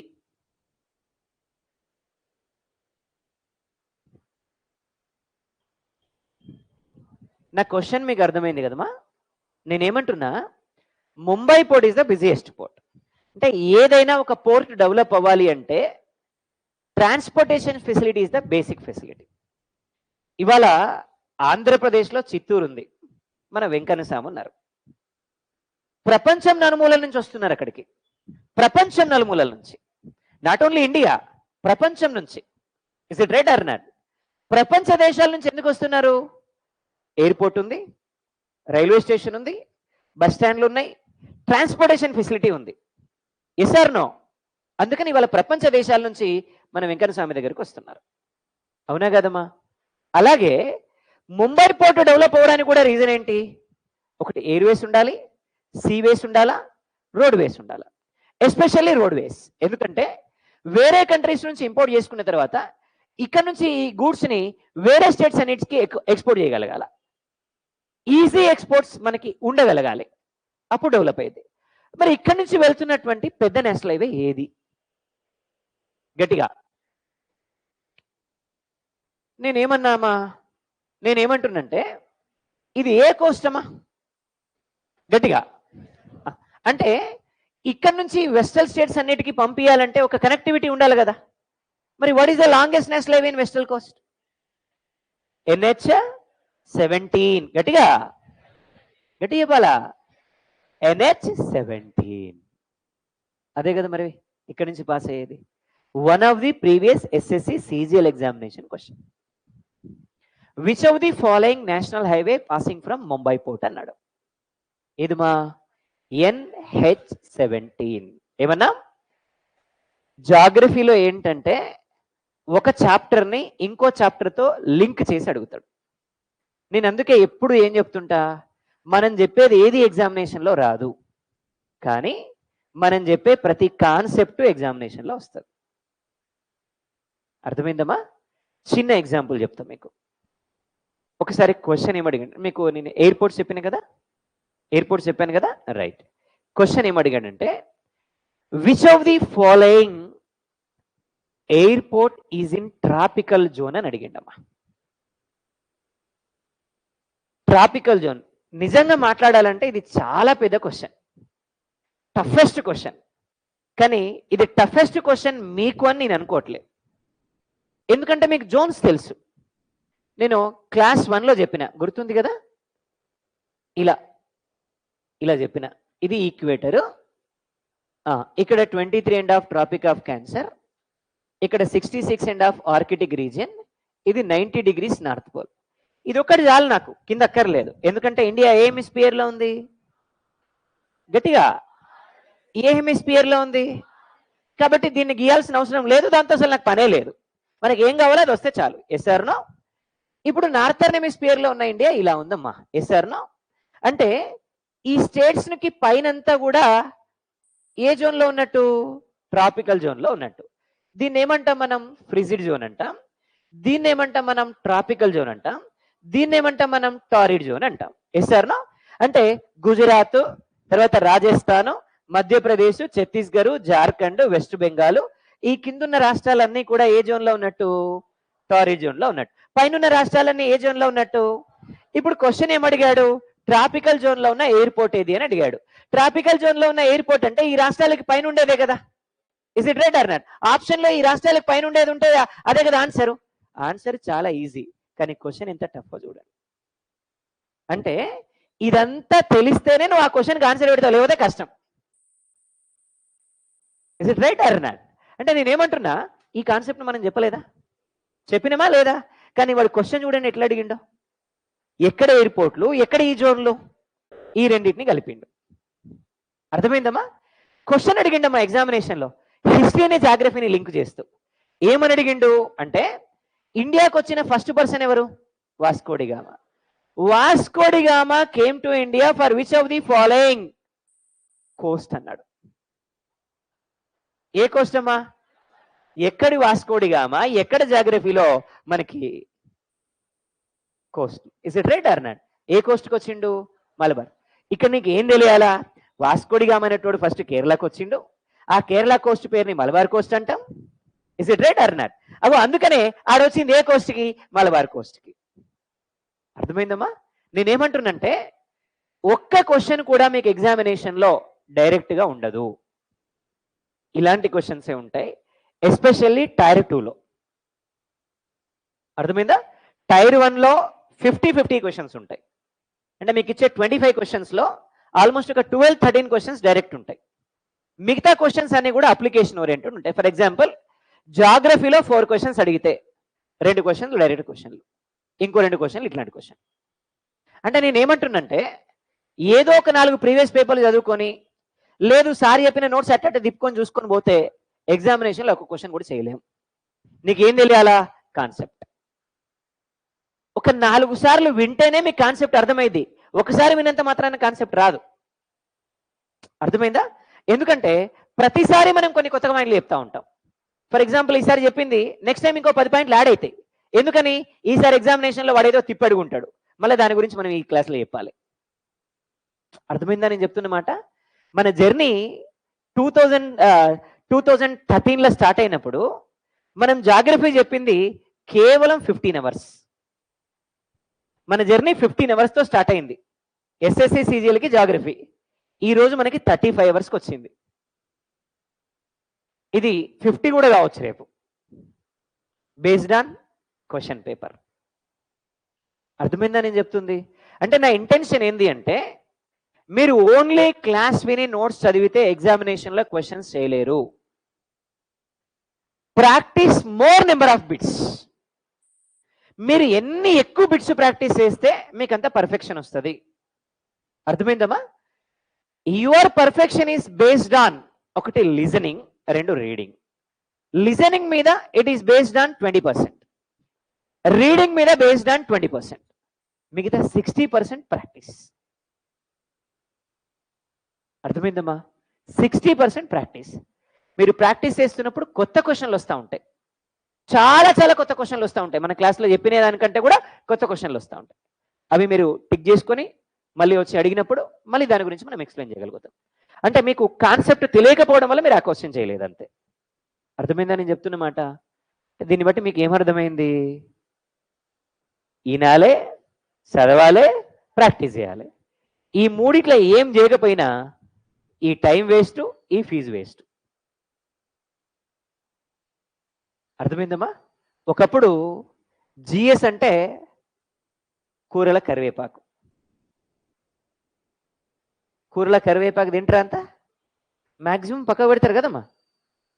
జుట్టు మంచిగా పెరగాలి, కళ్ళు బాగా కనబడాలని మాత్రమే తింటారు, అవునా కదా? వాళ్ళు మాత్రమే తింటారు తప్ప ఇంక మిగతా ఎవరు తినరు. ఇలా ఏమైందంటే ఉప్పు అయింది, సాల్ట్ అయింది మన జిఎస్. ఎస్ఎస్సికి ఏమైంది సార్ అంటే సాల్ట్ అయింది మన జిఎస్. ఏమంటారు సార్ సాల్ట్ అంటే? అన్నేసి చూడు నన్నేసి చూడండి. అది సాల్ట్ ఏమంటదంటే కూరని అన్నేసి చూడు నన్నేసి చూడండి. అది అవునా కదా? అన్నీ ఉన్నా సాల్ట్ లేకపోతే కూర తింటామా మనం? కంపల్సరీ ఏం కావాలా? అది బీపీ ఉండని, అది ఏమని ఉండని ఇంత సాల్ట్ అయితే వేయాలి. షుగర్ పేషెంట్ షుగర్ లేకుండా తింటాడు, కానీ బీపీ పేషెంట్ ఉప్పు లేకుండా తినడు. Is it right or not? ఎంతో కొంత అయితే వేయాలి. Is it right or not? అంటే నేనేమంటున్నంటే అంత ఇంపార్టెంట్ అయిపోయింది ఈరోజు మనకి జిఎస్. టైర్ 1లో ఇదే వెంటాడుతుంది మిమ్మల్ని, టైర్ 2లో వెంటాడుతుంది. యాడికి పోయినా వాస్తారుతోటే పని, అంటే నాతోటే పని. ఎందుకంటే 3 సబ్జెక్టులు ఈయనే కదా చెప్పేది. Is it right or not? అవసరమైతే అప్పుడప్పుడు జీకేలో కూడా మనం కొన్ని చెప్తా ఉంటాం, రైట్? కాబట్టి నేనేమంటున్నా ఒక్కటే, 2024 is the ultimate goal. 2024 December మీరు గవర్నమెంట్ ఆఫీస్లో పైన తెల్ల కలర్ ఫ్యాన్ తిరుగుతుంటుంది మ్యాక్సిమం గవర్నమెంట్ ఆఫీసులలో, కింద చైర్ మీద కూర్చోవాలి అంతే. ఇక అర్థమైందా? కాబట్టి వస్తుంది, అసలు ప్రాబ్లమే లేదు. మీరు ఎట్లయినా మ్యాథ్స్ పర్ఫెక్ట్ కాదా? దానికి నేనేం చేయలేను ఇక, రైట్? ఇంగ్లీషు జిఎస్ అయితే ప్రాబ్లం అనుకుంటున్నా నేను, అంతేనా? అన్ని ప్రాబ్లమేనా? అన్ని ప్రాబ్లం అయితే మనం ఏం చేయలేం అంతే. చలో ఏ పోర్ట్ అన్నా మీగా గట్టిగా బొంబాయి. ఏ పోర్ట్ అమ్మా? Busiest port in India. ఎప్పుడు బిజియెస్ట్? ఆఫ్టర్ 1869. గట్టిగా after 1869 busiest port in India. What is the busiest port? Bombay port. ఏ పోర్ట్ అన్నా? అప్పటి వరకు ఏ పోర్ట్ అమ్మా బిజియెస్ట్ పోర్ట్? అప్పటి వరకు ఏ port is the busiest port? కానీ 69 తర్వాత ఏమైంది బిజీ? గట్టిగా అందుకని బొంబాయి పోర్ట్కి ట్రాఫిక్ తగ్గించడానికి నవసేన ఐలాండ్స్, గుర్తుందా? ఐలాండ్స్ చెప్పేటప్పుడు మనం చెప్పినాం అండమాన్ నికోబార్ ఐలాండ్స్, లక్షద్వీప్స్, మహారాష్ట్రలో నవసేన ఐలాండ్స్, ఒడిశాలో వీలర్ ఐలాండ్, దాన్ని ఏపీజే అబ్దుల్ కలాం ఐలాండ్ అని పేరు మార్చారు, గుర్తుంది కదా? అగో ఈ నవసేన ఐలాండ్స్ కి దగ్గరలో జవహర్ లాల్ నెహ్రూ పోర్ట్ అని ఒక పోర్ట్ పెట్టారమ్మా. ఏ పోర్ట్ పెట్టారు? జవహర్ లాల్ నెహ్రూ. గట్టిగా ఏ పోర్ట్ అన్నా? Today this is the largest port and modern port in India in private ports. I'm not saying this is in government port. ఏమన్నా మనం ప్రైవేట్ పోర్ట్స్ లో లార్జెస్ట్ పోర్ట్, అలాగే మెయింటెనెన్స్ చేసేదంతా గవర్నమెంటే. అయితే ఇది ఇండియాలోనే ఈరోజు లార్జెస్ట్ పోర్ట్ ప్రైవేట్ పోర్ట్స్ లో, అలాగే మోడర్న్ పోర్ట్. క్వశ్చన్ అడుగుతారు రేపు, which of the following port is the modern port in India? A port అన్నాం? గట్టిగా ఏ పోర్ట్ అమ్మా? Nehru port is the modern port in India. Clear కదమ్మా? సో ఇది బొంబాయి పోర్ట్. తర్వాత గోవా నుంచి మర్మా గోవా. ఏ పోర్ట్ అన్నా? మర్మా గోవా. ఏ పోర్ట్ అన్నా? సో యాక్చువల్లీ బిఫోర్ 2013 ఈ మర్మా గోవా పోర్ట్ నుంచి మనం చైనాకి ఐరన్ అండ్ స్టీల్ ఎక్స్పోర్ట్ చేసేవాళ్ళం. ఏం ఎక్స్పోర్ట్ చేసేవాళ్ళం?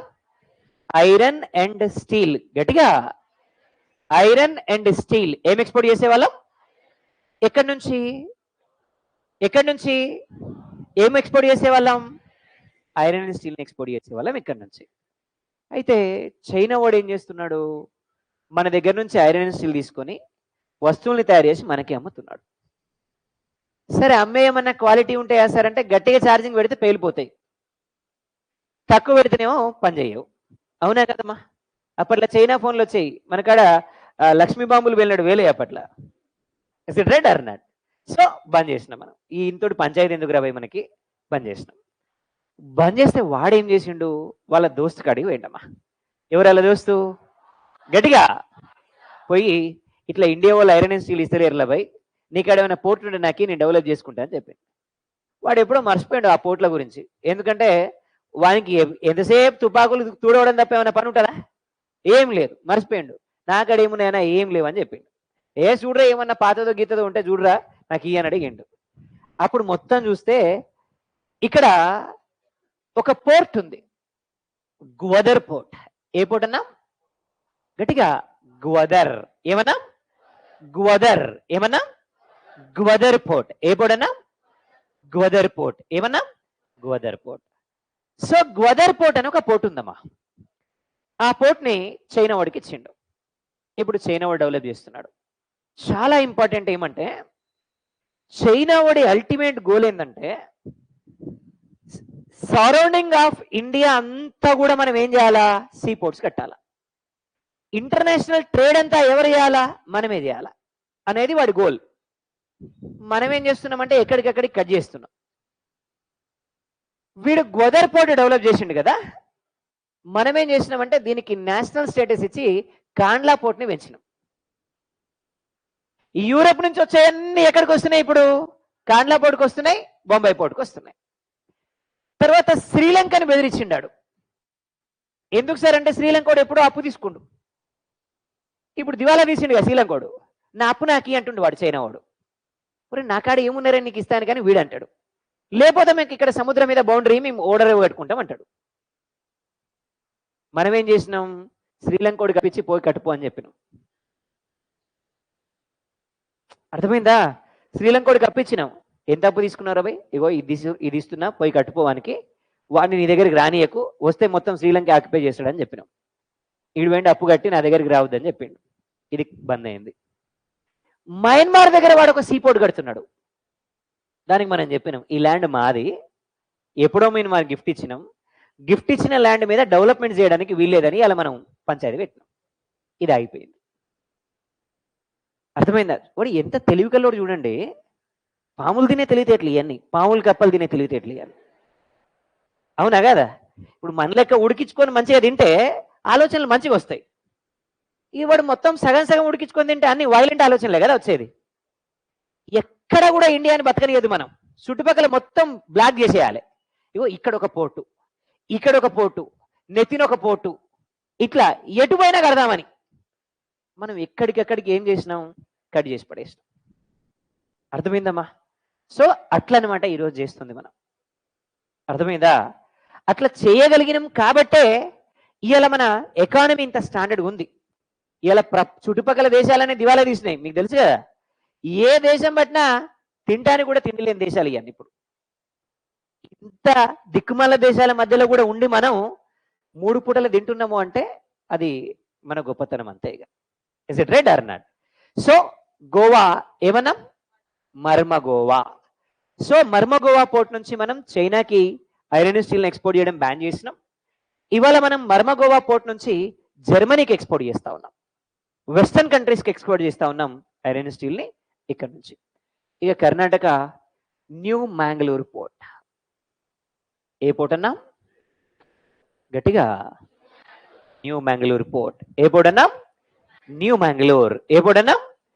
New Mangalore port. New Mangalore port.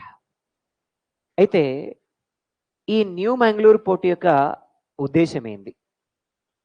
New Mangalore port ఏం చేస్తుంది? సో ఈ న్యూ మ్యాంగ్లూర్ పోర్ట్ ఇక్కడ నుంచి కర్ణాటక దేనికి ఫేమస్ అమ్మా? కాఫీ. కాఫీ. కర్ణాటకని ఏమంటాం మనం? Coffee state of India. గట్టిగా. ఏ ప్లేస్ బాగా ఫేమస్? చిక్ మ్యాంగ్లూర్. చెప్పుకున్నాం కదా ఇంతకుముందు. ఆ చిక్ మ్యాంగ్లూర్ నుంచి ఎక్కువగా మనం కాఫీ ప్రొడక్ట్స్ని ఎక్స్పోర్ట్ చేస్తా ఉన్నాం. At the same time iron స్టీల్ని కూడా ఎక్స్పోర్ట్ చేస్తా ఉన్నాం. తర్వాత కేరళలో కొచ్చిన్ పోర్ట్ అంటాం మనం. ఏ పోర్ట్ అమ్మా? So before 1869 all exports and imports made through this port, right? అందుకని దీన్ని క్వీన్ ఆఫ్ అరేబియా ఏమన్నారమ్మా? So which port is known as queen of Arabia? So which port is known as queen of Arabia? Cochin port is known as what? Queen of Arabia. ఏమన్నావమ్మా? Queen of Arabia అంటాం మనం ఏ పోర్ట్ని? ఏ పోర్ట్ని ఏమనాలి? Queen of Arabia అంటాం మనం. ఏ పోర్ట్నమ్మా? See, all the ports in Western coast are natural ports. All the ports in Western coast. Western coast lo undetvanti most of the ports are natural ports. Then come to the eastern coast, Tamil Nadu, Annadurai. Emanam? Chidambaram. Emanam? Ide manaki Tuticorin port ani kuda pilustam manam. Emanala? Kamaraz. E port amma? Ivi sea ports. So ఈ టుట్టికోరిన్ పోర్టుకున్నటువంటి speciality ఏంటంటే ఇక్కడ నుంచి మనం ఏం export చేస్తా ఉన్నాం? ఈ port నుంచి, టుట్టికోరిన్ పోర్ట్ నుంచి పర్ల్స్, ముత్యాలు. తెలుసు కదమ్మా మీకు ముత్యాలు? ముత్యాలు దండలు వేసుకుంటారు కదా మీరు, అవి ఎక్కువగా ఎక్స్పోర్ట్ చేస్తా ఉన్నాం. ఎక్కడి నుంచి? గట్టిగా. ఎక్కడి నుంచి? టుటికోరిన్. గట్టిగా. సో టుటికోరిన్ అనేటువంటి పోర్ట్ నుంచి ఎక్కువగా పర్ల్స్ని ఎక్స్పోర్ట్ చేస్తూ ఉంటాం మనం ఇక్కడ నుంచి బేసిక్గా. ఇక నెక్స్ట్ ఆంధ్రప్రదేశ్. ఆంధ్రప్రదేశ్లో చెప్పాలా? విశాఖపట్నం. ఆంధ్రప్రదేశ్కే మణిహారం లాంటిది, ఆనిముత్యం లాంటి పోర్ట్ ఇది విశాఖపట్నం. ఇంకేమున్నాయమ్మా? విశాఖపట్నం, కాకినాడ, కృష్ణపట్నం, గంగవరం. సో ఇవి మేజర్ పోర్ట్స్. చాలా ఉన్నాయి సీ పోర్ట్స్ మనకి ఆంధ్రప్రదేశ్లో. ఇవి మేజర్వి. విశాఖపట్నం పోర్ట్ చాలా గొప్పగా చెప్పుకునేటువంటి పోర్ట్ ఇది. బికాస్ ఇండియాలోనే safest port, most safest port in India Visakhapatnam. ఎందుకు సార్ అంటే విశాఖపట్నం పోర్ట్కి ముందు డాల్ఫినోస్ కేవ్స్ ఉంటాయి. ఏముంటాయి? ఏమన్నా మావయ్య కూర్చొని ఆపుతుండాలి, అలా ఏమన్నా చేతులు పెడుతుండే ఏమన్నా ఆగురని? లేకపోతే బాలయ్య కూర్చొని ఏమో తొడగొడుతుండాడ. ఈనాలే కదా. రైట్, చలో. ఏమన్నా మనం సేఫెస్ట్ పోర్ట్. ఏ పోర్ట్ అన్నా? Safest port in India. ఎందుకంటే డాల్ఫినోస్ కేవ్స్ ఉన్నాయి. ఈ డాల్ఫినోస్ కేవ్స్ ఏం చేస్తున్నాయంటే ఆ సీలో వచ్చేటువంటి టైడ్స్ యొక్క ఫోర్స్ ని ఆపేస్తున్నాయి. దానివల్ల ఏమవుతుంది అంటే సేఫ్ గా ఉంది. అందుకే సేఫెస్ట్ పోర్ట్. ఇంకో రీజన్ ఏంటి సేఫెస్ట్ పోర్ట్ అని చెప్పడానికంటే, సెకండ్ వరల్డ్ వార్ అయింది. ఎవరెవరి మధ్య? యూరప్ కి ఏషియాకి మధ్య. యూరప్ నుంచి యాక్టివ్ గా పార్టిసిపేట్ చేసింది ఎవరు సార్ అంటే జపాన్. యూరప్ నుంచి ఇంగ్లాండ్. ఎవరమ్మా? ఏషియా నుంచి యాక్టివ్ గా పార్టిసిపేట్ చేసింది ఎవరు సార్ అంటే జపాన్. అంటే డైరెక్ట్ గా ఎవరికి జరుగుతుంది యుద్ధం? జపాన్ కి ఇంగ్లాండ్ కి జరుగుతుంది. ఇందులో మనం కూడా ఎవరికి ఒకరికి సపోర్ట్ చేయాల్సిన అవసరం వచ్చింది. ఎందుకు సార్ అంటే అప్పటికే మనం ఎక్కువ పాపులేషన్. ప్రపంచంలో ఏం జరగాలన్నా మన చేయి పడాల్సిందే. మన చేయి పడకుండా ప్రపంచం లేని పూర్తి కాలే. అంత మంచి చేయి ఎప్పటికీ మంచి చేయి పడాలి, ఏమన్నా పూర్తి కావాలంతే. ఇప్పుడు మనం జపాన్కి సపోర్ట్ చేయాలనా ఇంగ్లాండ్కి సపోర్ట్ చేయాలి? ధర్మం అయితే జపాన్కి సపోర్ట్ చేయాలి. ఏషియాలు ఉన్నాం, వాడు మనకి దోస్తు, అప్పుడో ఇప్పుడో చాయ్ పత్తో అదో ఇదో ఇచ్చిండు మనకి. Is it right or not? ధర్మంగా అయితే ఎవరికి సపోర్ట్ చేయాలా? చేయాలి. కానీ మనల్ని రూల్ చేస్తుంది ఎవడు? బ్రిటిష్ వాడు, ఇంగ్లాండ్ వాడు. వాడు ఏమన్నాడంటే ఇప్పుడు కనుక మీరు మాకు సపోర్ట్ చేస్తే సెకండ్ వరల్డ్ వార్ అయిపోగానే మీకు ఇండిపెండెన్స్ ఇస్తామన్నాడు. ఇక మనం ఎప్పటి నుంచో కొట్లాడుతున్న కొట్లాట కదా ఇది. 200 ఏళ్ళ నుంచి కొట్లాడుతుంటే ఇక వాడే చెప్పండి ఇస్తామని. మరి అవకాశం వచ్చింది, మరి ఎట్లా చేయాలనా లేదా? ఇంగ్లాండ్కి సపోర్ట్ చేసినాం. ఈ విషయం జపానుడికి నచ్చలే. అరే ఇంతకాలం నా పక్క నుండి నాతో దోస్తానం చేసి అలాయ్ బలాయ్ అని చెప్పి అరే ఇయ్యాల నువ్వు వానికి సపోర్ట్ చేస్తా అంటావు, అట్టేటారా బై అని కోపముచ్చో బాంబు వేసిండు మన మీద. వేసిండు బాంబు ఒకటి మన మీద. ఇక అది బరాబర చేయబడ్డది సార్ అంటే మన డాల్ఫినోస్ కేవ్స్ మీద పడ్డది. ఏం కాలే, సముద్రంలో పడ్డది కాబట్టి. 1 కిలోమీటర్ అటు ఇటు ఏంటే మన పరిస్థితి. ఇవ్వాలి ఇంకో హిరోషిమా, ఇంకో నాగసాకి. హిరోషిమా నాగసాకి మీద ఎప్పుడో 100 ఏళ్ల క్రితం బాంబు వేసారు. ఇప్పటికి గడ్డి కూడా మొలవదాడ. అట్లనే అవుతుండే మన పరిస్థితి కూడా. అర్థమైందమ్మా? ఇక విశాఖపట్నం ఎప్పుడన్నా చూసుకుంటానే తప్ప దేని మనకి రాకపోతుంది.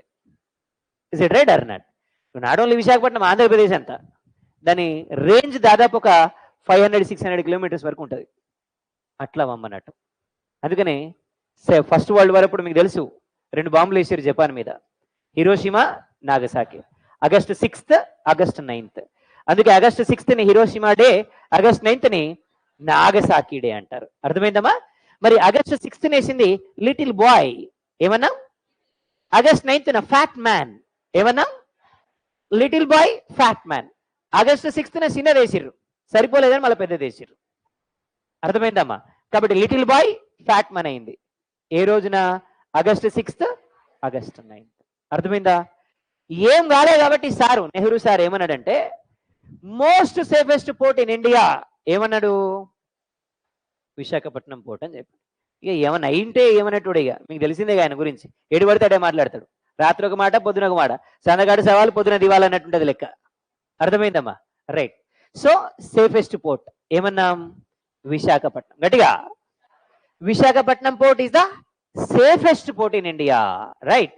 అంతేకాదమ్మా, డీపెస్ట్ పోర్ట్ కూడా. లోతైన port, nearly 18 meters deepest port ఈ పోర్ట్ మనకి. ఇవాళ జపాన్కి మనం ఐరన్ అండ్ స్టీల్ని ఎక్స్పోర్ట్ చేస్తా ఉన్నాం విశాఖపట్నం నుంచి. విశాఖపట్నం నుంచి ఐరన్ అండ్ స్టీల్ ఎక్స్పోర్ట్ చేస్తా ఉన్నాం మనం ఎవరికి? గట్టిగా, జపాన్. ఏ దేశానికి? ఎందుకంటే మన RINL ఉంది, Rashtriya Ispat Nigam limited, Visakha iron and steel industries. అక్కడ ప్రొడ్యూస్ అయినటువంటి ఐరన్ అండ్ స్టీల్ అంతా మనం ఎక్కడికి ఎక్స్పోర్ట్ చేస్తా ఉన్నాం? గట్టిగా. ఇక గంగవరం పోర్ట్ ఉందమ్మా. This is the 21 meters deepest port, but it is a private port. రేపు ఎగ్జామ్లో క్వశ్చన్ అడిగిండు, what is the deepest port in India అని. ఏం పెట్టాలి ఆన్సర్? విశాఖపట్నమా, గంగవరమా? విశాఖపట్నం 18, గంగవరం 21. ఏం పెట్టాలి ఆన్సర్? విశాఖపట్నమే. గంగవరం పెడితే ప్రైవేట్ జాబ్ వస్తుంది, గవర్నమెంట్ రాదు. ఎందుకంటే it is a private port. అర్థమైందమ్మా? ఇక నెక్స్ట్ ఏమన్నాం సార్ అంటే కృష్ణపట్నం పోర్ట్. నెల్లూరు వాళ్ళందరికీ తెలుసు బాగా కృష్ణపట్నం పోర్ట్ గురించి. Right, Krishnapatnam port. Krishnapatnam port first green field port in India. ఇండియాలోనే ఫస్ట్ గ్రీన్ ఫీల్డ్ పోర్ట్ అమ్మా ఇది. ఫస్ట్ గ్రీన్ ఫీల్డ్ పోర్ట్ ఇది. అదాని ఇప్పుడు తీసుకున్నాడు దీన్ని, అదాని పోర్ట్ అంటున్నాం. 100% share adapted by Adani. Adani చెప్తున్నాడు గేట్ వే ఆఫ్ ఈస్ట్ ఇండియాగా చేస్తాను నేను ఈ పోర్ట్ని అని. చేసే సంతోషమే, నెల్లూరు అంతా డెవలప్ అయ్యింది. అర్థమైందా? రైట్. కాబట్టి సో కృష్ణపట్నం పోర్ట్ ఈ పోర్ట్. కాకినాడ పోర్ట్ ఏంటంటే ఆల్టింగ్ పోర్ట్ అనమాట. ఎప్పుడైనా విశాఖపట్నంలో ట్రాఫిక్ ఎక్కువైంది అనుకోండి తీసుకొచ్చి ఇక్కడ పెడతారు. అందుకని దీన్ని ఏమంటాం మనం? ఆల్టింగ్ పోర్ట్. ఏ పోర్ట్ అనాలా? ఆల్టింగ్. ఏ పోర్ట్ అన్నాం? ఆల్టింగ్ పోర్ట్ అన్నా మనం. ఏ పోర్ట్ని? గట్టిగా ఏ పోర్ట్ని? కాకినాడ పోర్ట్ని ఏమనాలా? ఆల్టింగ్ పోర్ట్. ఏ పోర్ట్ అన్నాం? గట్టిగా ఏ పోర్ట్ అన్నాం? ఆల్టింగ్. నెక్స్ట్ ఒడిషా పారాదీప్. ఏ పోర్ట్ అమ్మా? దేశంలో పోర్ట్స్ అన్ని చాలా అంటే చాలా బిజీగా ఉన్నాయమ్మా, ఎక్సెప్ట్ పారాదీప్. బాగా ఖాళీగా ఉంది. బాగా అంటే బాగా ఖాళీగా ఉందమ్మా. ఏ పోర్ట్? అందుకని ఈ పోర్ట్కి బెస్ట్ పోర్ట్ అవార్డు ఇచ్చారు. ఏం అవార్డు ఇచ్చారు సార్? ఇదేం లాజిక్ సార్ అంటే అదే లాజిక్. ఇప్పుడు క్లాసులో ఎవడైనా బాగా గొడవ చేసిరు అనుకోండి అమ్మా, వాడిని లీడర్ని చేస్తారు. ఎందుకు? ఆడు చేయడు, చేస్తూ అని చేయనియాడు. Is it right or not? అట్లనే ఇప్పుడు రష్యాకి ఉక్రెయిన్కి యుద్ధం జరుగుతుంది కదా, అమెరికా ఏమైనా సపోర్ట్ చేస్తుందా? సప్పుడే కూర్చుంది. అవునా కదా? ఎందుకు సార్ అంటే జో బైడెన్ ఉన్నాడుగా, ఎవరైనా ప్రెసిడెంట్ ఆఫ్ అమెరికా, ఆయన పేరు నోబెల్ పీస్ ప్రైజ్ లిస్ట్లో పెట్టిర్రు. అర్థమైందమ్మా? నోబెల్ పీస్ ప్రైజ్ లిస్ట్లో పెట్టిర్రు. ఏమైనా మాట్లాడితే అవార్డు రాదిగా, అందుకని సప్పుడే కూర్చున్నాడు పాపం. ఎవరైనా గట్టిగా సార్ మరి ఏమైనా మాట్లాడితే ఎందుకు రాశారంటే మాట్లాడినా తప్పే, వైలెన్స్ ని ఎంకరేజ్ చేసినట్టే. మహాత్మా గాంధీకి ఎందుకు సార్ నోబెల్ పీస్ ప్రైజ్ ఇవ్వలేదు అంటే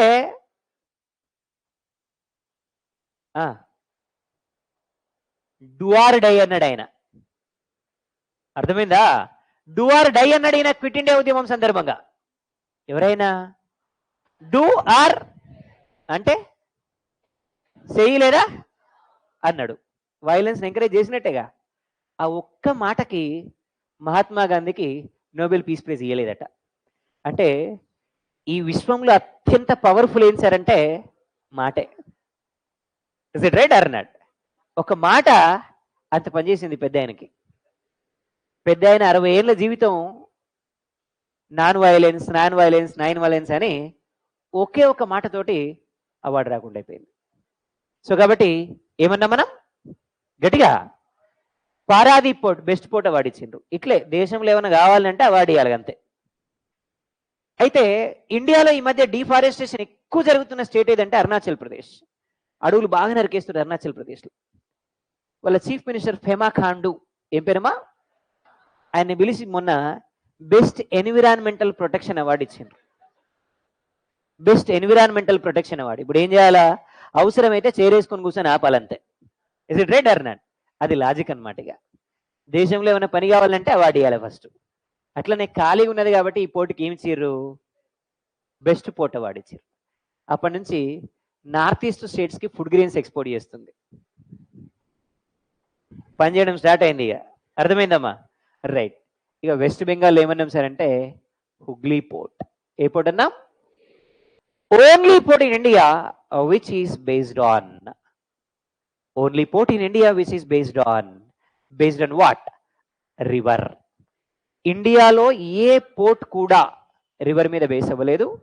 రివర్ మీద బేస్ అయి ఉన్నటువంటి ఒకే ఒక పోర్ట్ ఏంటి అంటే దిస్ పోర్ట్. ఏ పోర్ట్ అమ్మా? గట్టిగా. ఇంతకుముందు నేను ఒకసారి రివర్స్ చెప్పేటప్పుడు గుర్తుందా? రివర్ బిఫోర్ గోయింగ్ టు మెర్జెన్సీ ఓల్డ్ ఏజ్ లో కొన్ని ప్రాబ్లమ్స్ వస్తాయన్నాను. బీచ్లు, deltas, shales harmful for sea transportation అని చెప్పిన. చేపలు పడటానికి పోతే ఊర్లా మధ్యలో ఇసుక కుప్ప ఏర్పడుతుంది అని చెప్పలేమన్నా? గుర్తొచ్చిందా? అదే సముద్రం మధ్యలో, నది మధ్యలో ఇసుక కుప్ప ఉందనుకోండి, అక్కడి నుంచి వస్తున్న షిప్ ఇరుక్కుపోద్దని చెప్పలేమన్నా? వాటిని ఏమంటామన్నా? షేల్స్. గుర్తొచ్చింది కదమ్మా. ఇక్కడ వాటర్ మీద బేస్ అయి ఉంటే ప్రాబ్లం ఏంటంటే షేల్స్ ప్రాబ్లం ఉంటుంది. ఎందుకంటే గంగా రివర్ వెళ్ళి సీలో మెర్జ్ అవుతున్నప్పుడు ఇక్కడ షేల్స్ ఫామ్ అయింది. కాబట్టి ఈరోజు మేజర్లీ షేల్స్ ప్రాబ్లమ్ని ఫేస్ చేస్తున్నటువంటి, ట్రాన్స్పోర్టేషన్ ప్రాబ్లమ్ని ఫేస్ చేస్తున్నటువంటి సీ పోర్ట్ ఏది అంటే గట్టిగా హుగ్లీ పోర్ట్. ఏ పోర్ట్ అమ్మా? What is the reason for that? Because it is based on river. Because it is based on, అదే సముద్రం అనుకోండమ్మా మొత్తం ఎత్తి బయట వస్తుంది, బీచ్ అయితే అది. Is it right or not? మరి నది అట్లా కాదుగా, మొత్తం తెచ్చుకుంటుంది, యాడున్నా తెచ్చుకుంటుంది. Is it right or not? తెచ్చుకొని ఏం చేస్తుంది? కుప్ప చేస్తుంది ఒకడ. అవునా కదమ్మా? This is the problem. Clear right? So ఇవి major ports in India, very important ports. అలాగే to encourage ports in India, in 2015 July 31 Sagarmala అనే ప్రోగ్రామ్ ని స్టార్ట్ చేశాం. ఏ ప్రోగ్రామ్ అమ్మా? గట్టిగా Sagarmala. Under Sagarmala programme we are developing different kind of ports in India. So west బెంగాల్లో Sagar island అనేటువంటి port. ఏ పోర్ట్ అన్నా? ఎక్కడ? వెస్ట్ బెంగాల్లో ఏ పోర్ట్ అన్నా? అలాగే ఒడిశాలో పారాదీప్. ఒడిశాలో గట్టిగా ఒడిశాలో అదే వెస్ట్ బెంగాల్లో సాగర్ ఐలాండ్, ఒడిశాలో అయితే పారాదీప్. ఏ పోటమా? తమిళనాడులో సిర్కాజీ. ఏజీ? సిర్కాజీ. ఏజీ? గట్టిగా. One more is Kanyakumari. ఏ పోటమా? Sirkazhi port and Kanyakumari. అలాగే కర్ణాటకలో బెలికిరి. ఏమన్నా? బెలికిరి. మహారాష్ట్రలో వదవాన్. ఏమన్నా? వెదవాన్ కాదు, వదవాన్. ఏమన్నా? Vadhavan. So these are the ports which are going to developed by ministry of shipping and transportation under Sagarmala program. So name of the program Sagarmala, announced in 2015 July 31. West బెంగాల్లో ఏ పోర్ట్ ఉంది? సాగర్ ఐలాండ్. ఒడిశాలో ఏముంది? పారాదీప్. తమిళనాడులో ఏముంది? సిర్కాజీ, కన్యాకుమారి. కర్ణాటకలో ఏముంది? బెలికిరి. మహారాష్ట్రలో ఏముంది? Vadhavan. So these are the ports in India developed by ఎవరు? సాగర్ మాల. రైట్? ఇప్పుడు అన్ని టైప్ ఆఫ్ ట్రాన్స్పోర్టేషన్ తెలుసు మనకి. రోడ్వేస్ తెలుసు, రైల్వేస్, ఎయిర్వేస్, వాటర్వేస్. ఇండియాలో national highways, rural level roadways, వీటి గురించి బేసిక్గా మాట్లాడాలి. మరి హైయెస్ట్ నేషనల్ హైవేస్ పాస్ అవుతున్నటువంటి స్టేట్ ఏంటమ్మా ఇండియాలో? నేను నేషనల్ హైవేస్ చెప్తున్నప్పుడు ఈ రోడ్ని ఫినాన్షియల్ క్యాపిటల్ గెలిపారు, ఆ రోడ్ని ఫినాన్షియల్ క్యాపిటల్ గెలిపారు, ఆ రోడ్ని ఫినాన్షియల్ క్యాపిటల్ గెలిపారు చెప్పుకున్నాం, గుర్తుంది కదా? ఏంటి ఫినాన్షియల్ క్యాపిటల్? ఏ స్టేటు అంటే ఎక్కువగా నేషనల్ హైవేస్ పాస్ అవుతున్నటువంటి స్టేట్ ఏమన్నా? గట్టిగా. మరి రూరల్ లెవెల్ రోడ్వేస్ ఎక్కువగా ఉన్నటువంటి స్టేట్ ఏంటి? We state has highest rural roadways. So rural level roadways ఉండాలి అంటే ఫస్ట్ ఏముండాలా? పాపులేషన్ ఎక్కువ ఉండాలా. వాళ్ళు ఎక్కడ ఉండాలా? విలేజెస్లో ఉండాలా. మరి ఎక్కువ పాపులేషన్ విలేజెస్లో ఉన్నటువంటి స్టేట్ ఏది? ఉత్తరప్రదేశ్. కాబట్టి highest rural level roadways ఎక్కడమా? Railways. మరి highest railway connectivity, railway network ఉన్నటువంటి స్టేట్ ఏది? ఏ స్టేట్ లో హైయెస్ట్ రైల్వే నెట్వర్క్ ఉంది అమ్మా? ఎక్కువ రైల్వే నెట్వర్క్ ఉన్నటువంటి స్టేట్, నెట్వర్క్ ఎక్కువ ఉండాలంటున్నాం మనం, యూపీ స్టేట్. ఏ స్టేట్ అన్నా? గట్టిగా. Same time density of railways. So density of railways ఎక్కువ ఉన్నటువంటి స్టేట్ ఏది అంటే పంజాబ్ స్టేట్. ఏ స్టేట్ అమ్మా? సో పంజాబ్లో డెన్సిటీ ఆఫ్ రైల్వేస్ ఎక్కువ. ఎయిర్వేస్. హైయెస్ట్ ఎయిర్పోర్ట్స్ ఉన్నటువంటి స్టేట్, ఇంటర్నేషనల్ ఎయిర్పోర్ట్స్ ఎక్కువ ఉన్నటువంటి స్టేట్. గట్టిగా గట్టిగా. హైయెస్ట్ డొమెస్టిక్ ఎయిర్పోర్ట్స్ ఉన్నటువంటి state Gujarat. Very good. Next highest sea ports ఉన్నటువంటి state. highest seaports are in Maharashtra. Highest seaports are in గడిగా Maharashtra. Very important. Transportation base చేసుకొని static జీకేలో కానీ జాగ్రఫీలో కానీ ఒక క్వశ్చన్ పక్కా వస్తుంది. స్టాటిక్ జీకేలో ఉంటుంది ఈ టాపిక్, జాగ్రఫీలో కూడా ఉంటుంది. Very very important. ట్రాన్స్పోర్టేషన్ మీద ఒక ఐడియా వచ్చినట్టే, no problem, right? So next chapter ఏముంది? Forest and bio reserves in India. So యాక్చువల్గా అయితే బయో రిజర్వ్స్ మీకు స్టాటిక్ జీకేలో చెప్తారు. అయిందా స్టాటిక్ జీకే? అయిపోయింది కదమ్మా? చెప్పలేదు. నేషనల్ పార్కులు స్టాటిక్ జీకే అయిపోయిందా?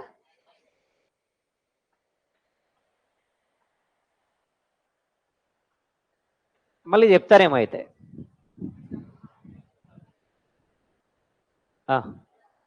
యాక్చువల్గా ఏంటంటే బయో రిజర్వ్స్ మనకి 18 బయో రిజర్వ్స్ ఉంటాయి.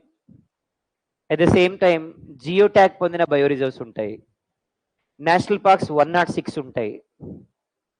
అర్థమైందా?